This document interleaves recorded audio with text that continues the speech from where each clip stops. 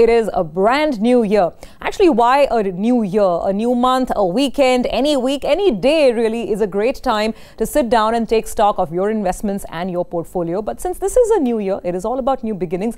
It is perhaps an even better time to just look at what lies ahead over the next 12 odd months and to see whether your mutual fund portfolio is well aligned to your own goals and your risk appetite. And of course, looking at market conditions, what are the kind of funds that might actually do better than the rest? And helping me do all of this week is Kaustubh Billapurkar of MorningStar India. Kaustubh, thank you so much for joining in. First of all, season's greetings. Wish you a very, very happy new year from Team Money, Money, Money. Same to everyone at CNBC. Surabhi, thanks for having me over. Okay, so well, we have a task cut out at hand. One is always thinking about whether I have the right funds or not. So I want you to sort of look across the spectrum for us. Sure. On the equity side, large cap, mid cap, small cap, even on the fixed income side, and tell us the best funds that we should have. All right, sure. Okay, so let's get right down to it, right? So it's been an interesting last couple of years, and lay the context. Mid caps are doing really well, small and mid caps, and then 2018 happened where we saw a sharp drop off, and large caps were the ones that protected capital better, and that's something that is expected, a typical market cycle. So I'm not completely concerned, and I think investors should also stay the course. Now, for people who are either already invested or looking to invest further, clearly I think large cap still forms a very dominant part of the core holding of an investor's portfolio. It's the one that while may not give you standoutish returns, but will be reasonably will be less volatile than some of the smaller or the mid cap funds, and should be the bedrock of your portfolio, really. Okay, so now as we get down to your funds for 2019, it's a pretty comprehensive list that we are going to cover here. Just give us a brief synopsis that at Morningstar, when you're going about this fund selection process, the top 3 large cap, the top 3 multi-cap, what are the most important parameters that you take stock of? Sure. So there are a bunch of things that our team here looks at. So one is obviously the person and the team that's managing the strategy. So it's not just the fund manager. Obviously, he is the one who's really driving the strategy, but more importantly, you also try to understand the people behind the scenes, the analyst teams, the co-fund managers. So understanding the construct of the team, the experience they have, the more likely the relevant experience they have in terms of managing that kind of a strategy. I think these are some of the things that we assess on the people side. Then we try to understand the investment processes in terms of how does it flow from stock selection to actual portfolio construction, portfolio monitoring. How disciplined are they in terms of sort of sell discipline, buy discipline, things like that. I think that plays a very important role, and also because is it manager centric or is it a more team driven approach? So every manager brings in his sort of style to a fund, but if there is a larger team driven approach, then we have a fair bit of comfort. Even the manager leaves, it should be a reasonably steady fund going forward. Okay, fair enough. So here it is, the Morningstar Top 2019 Mutual Fund Recommendation List, and we are starting it off with the large cap category. So here you have picked out 3 funds that look good to you right now. The HDFC Top 100, the ADITYA BIRLA Sun Life Frontline Equity, as well as the ICICI Prudential Bluechip. So you've covered the biggest asset managers of the country. Let's find out one by one why you like these funds. Sure. So I'll just quickly talk about each of these 3. Right? And these are funds that it's not that we've started to like them now, we've liked them for many years. And so if I talk about the HDFC Top 100, so Prashant Jain, who's been managing this for as long as I can remember, great manager, great insights, and this thought process is just so crystal clear. He's backed by an excellent team of managers and analysts, which gives us a lot of conviction on the strategy. Now, if you look at the strategy per se, Prashant is a really high conviction manager, so he will tend to build a slightly more concentrated portfolio. He doesn't necessarily follow the benchmark, so he will take outsizes bets as per his conviction levels. What that also brings to the table is a little bit of maybe, and what we've seen over the last few years, a little additional volatility in the fund, because he's been a little bit of an early cycle investor where he's identified some ideas where were depressed for quite some time. PSU banks, absolutely, and some of them have played out, some of them not, but largely he's stuck by his convictions, and I think SBI is one stock that he's been invested in for a while, but that's his style. So I think it's important for investors to be patient. You will see some volatile blips, but if you're in for the long term, I think this is a great strategy. He brings a very unique sort of blend of growth and value to his portfolio, and we really like that about his style. Okay. Now the other 2 funds, the ADITYA BIRLA Sun Life Frontline Equity as well as the ICICI Prudential Bluechip, returns are fairly similar if I look at 3 years or 5 years. So let's take it one at a time. Mahesh Patil, who manages the Aditya Birla Sun Life Frontline equity. That's right. What do you like about this fund? So again, I think Mahesh's style is slightly different from what I described for Prashant, and that's also very important for investors to think about, that you get managers with different styles in your portfolio. Because if you have managers with very similar styles, then they would probably move in a very similar fashion. So I think Mahesh is more of a benchmark aware kind of manager. So he doesn't really play around too much with sector weights. What he will do is he will take within the benchmark the stocks he can take outsized or underweight positions within that. That's great. And what he also does is builds a reasonably diversified portfolio. So Prashant's got a more concentrated portfolio. Mahesh's style is to build a more diversified portfolio across his top picks. And the other unique thing that he brings to the table that he does is he doesn't mind trading a bit of his conviction ideas. So while he's largely a buy and hold manager, but if he sees there are opportunities that the stock prices really run up, he won't mind taking some money off the table. At the same time, if it's depressed, if he still believes in the fundamentals, he could add some positions. So he does keep an eye out on the short term as well, along with, of course, retaining a long-term view. Absolutely. Okay, so that's Aditya Birla Sun Life. The last one is ICICI Prudential BLUECHIP. Again, what are the highlights for this fund? Again, I think a great team in place. So if you look at the manager, Anish Tawakle, he's very recently started managing this fund. But why we have conviction is obviously Naren, who's at the helm of ICICI for a very long time, brings a lot to the table. But Anish himself, when we've spoken to him and interacted with him trying to understand the strategy, he's got, while he doesn't have fund managing experience, he has extensive research experience.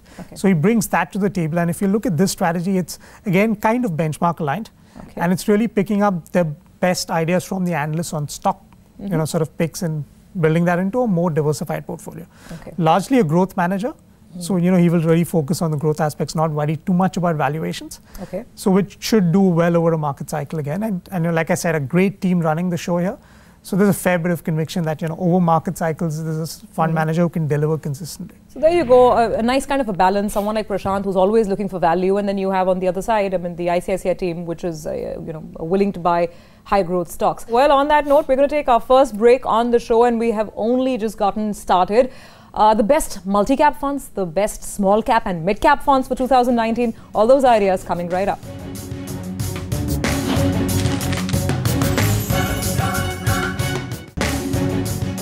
Welcome back. You're watching Money, Money, Money, and we are getting MorningStar's best and brightest ideas for 2019 mutual funds that perhaps you can consider for your portfolio. Kausab, so now let's quickly get down to the multi-cap category, which is being very widely sort of advocated these days because there's more flexibility. A fund manager can move across market capitalizations and decide what's best. So important to have good multi-cap funds. Which ones should we look at? Absolutely. I think you've hit the nail on the head. They have more flexibility, and that's why we've touched upon three funds that we really like. To start with, the Franklin India Equity. I think one, fund that we've really liked for a long time, Anand Radhakrishnan, who's the CIO Equities, runs the strategy. Again, a very, very astute manager, backed by an excellent team of professionals. So that's the first comfort that we derive from the strategy. If you look at the strategy per se, he runs about a 70-30, so 70 large, 30 mid is typically the mandate he would run with. He's largely a growth manager, but he'll also take some contrarian bets, in his portfolio. So unfortunately, 2018 is probably a little bit of a hard time, and some of his contra bets haven't worked for him. But we would expect, because he's a very, very patient manager. We've seen in the past where some of his contra bets haven't worked. He's stuck on to his convictions, or cut losses when the thesis hasn't worked. But his patience really paid off over the long term. So we think this is another strategy which is like an evergreen strategy, should definitely form a part of investor portfolios. Okay, yeah. So returns down obviously 5% this year, 9% over 3 years, and about 16-17% over a 5-year period. That's this one. You also like the MIRAE Asset India Equity Fund as well as the KOTAK Standard Multi-Cap. Right.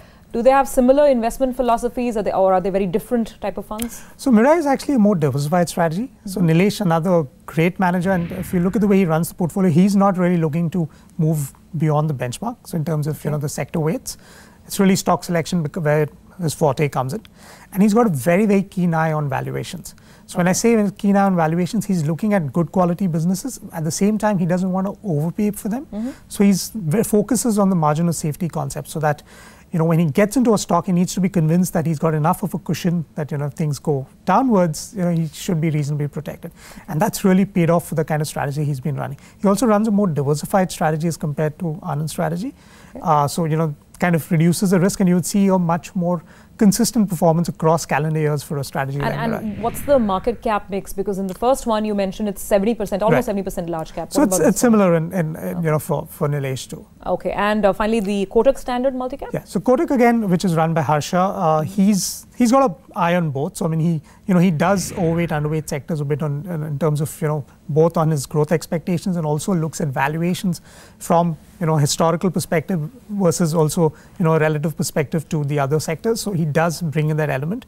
So he's also runs a little more aggressive strategy in that sense. But again, I would say largely growth oriented, and I think this is a strategy which has delivered some significantly consistent returns over the years. In fact, it's been a favorite of investors for the last many years. Probably become the largest fund in the industry right now. So. Absolutely. So that's the fund from the KOTAK stable. That's multi-cap funds for you. Now let's come down to the interesting bit, mid-caps and small caps. And lots of people want to take the risk, want to believe that this is going to be again a dream year for mid-caps and small caps. Starting with mid-caps, the funds that you'll go for. Okay. So firstly, I would advise that you need to bite that bullet a little bit, that be ready for volatility in mid and small caps, and have a very, very stable 7 to 10 year investment horizon. That is the first thing I would advise investors. When I look at some of the funds, and we've picked two slightly different funds. So one is from the Franklin stable again, the PRIMA fund, with Janki Raman, who's their mid and small cap specialist who runs this fund. So if you look at the strategy, one is, given that mid and small, there's not so much research, you need to really focus internal efforts into getting out the best ideas on these counters. So Franklin's built an excellent team of analysts, with wide experience, who can go and identify these ideas, from the small and mid cap space.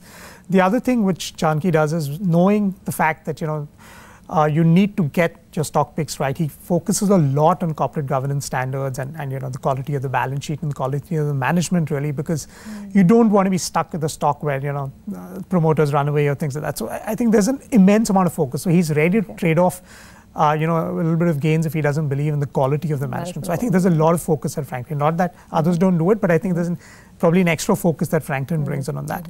So the other thing he also does is builds a fairly diversified portfolio just to reduce risk. So all of these factors, give us a lot of comfort in terms of, the manager and the process that he's running, that this will be a very, very good strategy even going forward. Yeah, I mean, you have to be prudent when it comes to this, this part of the investing universe, I suppose. The DSP mid-cap is what you like, and that also brings me to one of the best-known mid-cap and small-cap managers, Vineet Samre, and he has really been a rank outperformer over the last couple of years. Do you expect that consistency to keep playing out? And that also brings me to the small cap side of things, because you do like Vineet's small cap fund as well. That's right. So the interesting thing that you brought about is consistency. So in fact, people have been questioning, because his small cap fund has seen a bit of a hit in 2018, much more than the peers. But I would say that, worry not. And like you rightly said, I think Vineet has been one of those flagship small and mid-cap managers. He's really sunk his teeth over the last 8-10 years into managing some of these strategies. The mid-cap he's taken over more recently, 2015, but the micro-cap, which is now known as the small cap, he's been managing for a very long time. And it's open for subscription again, because the fund was shut for a very long time. The mid-cap's still open. The small cap is open through SIPs. So I'll talk about both funds together. I'll just make it easier. Again, Vineet. Very, very research-intensive process in terms of, again, identifying those quality companies. You don't want to get that wrong. So clearly, there's a lot of focus on that. He spends a lot of time himself meeting the management, because that's actually doing channel checks and things like that. You need to do that additional level of due diligence that's required. So I think they spend a lot of time in identifying the right set of ideas. Pretty patient managers. So it's a buy and hold strategy, as it should be in a small and mid-cap side. Also, what he started doing is taking some value contrarian bets as a part of his portfolio, just to add a little bit of a variation in the portfolio, where we'll see some beaten down themes or sectors or stock ideas where he fundamentally still believes are strong, but extraneous factors have pulled them down. Is where he'll probably come in, might bear the pain for some time, but it should pay off over the long term. So I think two really good strategies, both from the mid and small cap side, and we would definitely look at recommending. The other small cap fund we haven't spoken about is from the HDFC stable. So another great manager, Chirag Setalwad, who's been managing the mid cap strategy since inception. Small cap is a fund that they've reconstituted over the last couple of years. Over the last 2 years, to be specific, it's become a pure small cap fund. But again, just HDFC's bandwidth and ability to identify those ideas. Because when we talk about small cap stocks, we're talking about beyond the 250th market capitalization. So if you're really going down the capitalization curve, you need to have enough conviction. And he looks at companies that have high ROEs, good free cash flows. I mean, these are some of the metrics that he would put into place when he's identifying. Obviously, quality of management, all of that is paramount. And then he would build a fairly diversified portfolio again. And we've seen 2018 where small and mid caps have really fallen off the charts. This fund's actually fallen a lot lesser than the peers. And I think that's where that quality criteria really paid off for him. So let me ask you this: over at least a 3 to 5 year period, if you're investing in a mid-cap fund and a small-cap fund, what is the realistic return that you should and can perhaps expect, because you're taking on that kind of risk? Yeah, so I would probably want to extrapolate that time period. I would probably say 10 years. 7 years. 10 years. I think a 15%. As we've witnessed, should be doable. Again, caveats that markets are unpredictable, but I think that's a reasonable amount of return to expect for the risk that you'll be taking on. Large caps would probably trend a little lower, but 15, 17% should be something on a CAGR basis, should be doable. The other good part is that we've been adding a lot of new listings on the small and mid cap side, right? So exciting new companies with great growth prospects from sunrise industries coming in. Managers can identify them, and you can really ride that growth wave. Well, as long as they work, some of these IPOs are flattered to receive in the recent past. But anyway, to round up the equity side of funds for 2019, tax saving funds. And it's interesting because here an Axis name finally popped up. You like the Axis long-term equity. Interestingly, Axis, I think, has been like the mutual fund house of 2018, because a lot of their funds, the large cap, the mid cap, they did exceedingly well last year. Yes, that's right. Absolutely. So I think they bore the pain of their stock picks in 2017, but that patience paid off for them in 2018, and all credit to Jinesh and his team. So Jinesh, who's the CIO equities, who manages this strategy. If you look at this, he's running at a more concentrated approach, his high conviction ideas, and at the same time, he's an out and out growth manager. He does not really worry about valuations as long as growth, pays off for those valuations. So that's really the portfolio that he would like to build. And that's really that segment of the market that has done well in 2018, which didn't do so well in 2017, like I mentioned, but over a market cycle, this is a fund that we really like. And we think of this as not just as a tax-saving instrument, but you can just get into it as a multi-cap strategy too. I mean, that's one way of looking at it. While you have a 3-year lock-in, it kind of enforces some discipline any which ways.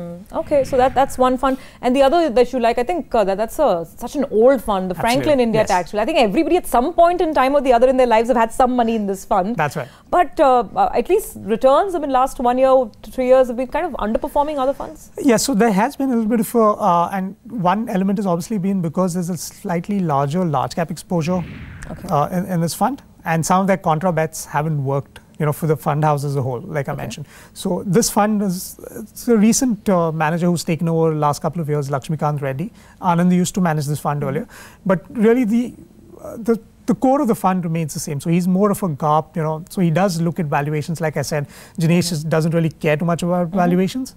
There's a more clearer focus on valuations here. So, growth at a reasonable price is his style. A more diversified portfolio, but he doesn't really care about the benchmark again here. So it's that typical Franklin style in terms of, the benchmark agnostic structure. But, I think over a market cycle, they should come back up the curve.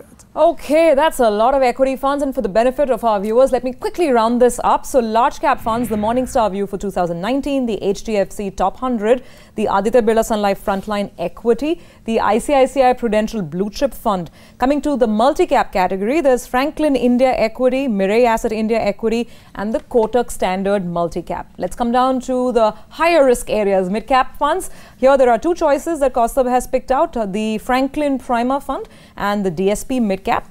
Down to small caps then, again, DSP, the small cap fund this time around is Kaustubh's pick, along with the HDFC small cap. And the tax savers, if you're looking at ELSS funds for 2019, then the Axis long-term equity and the Franklin India Tax Shield Fund. So that's a lot of funds. I think it completely covers the equity part of the portfolio. There's also fixed income. If you're looking to put some money away from fixed deposits and start investing in the fixed income world of mutual funds, we'll come back with the ideas on the other side of the break.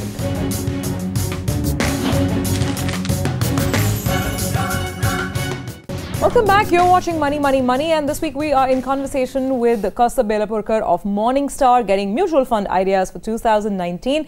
We've covered the entire equity universe. It's time to talk about fixed income now.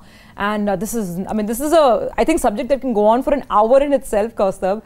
But broadly speaking, is this going to be a year of duration funds? Should you try and look at playing interest rates because people say interest rates will fall this year? Should you stick to accrual and basically look at high yielding funds? So, the street themselves have been a little bit of a quandary in terms of, what rate action RBI is going to be doing. So it's a little bit of a hit and miss there.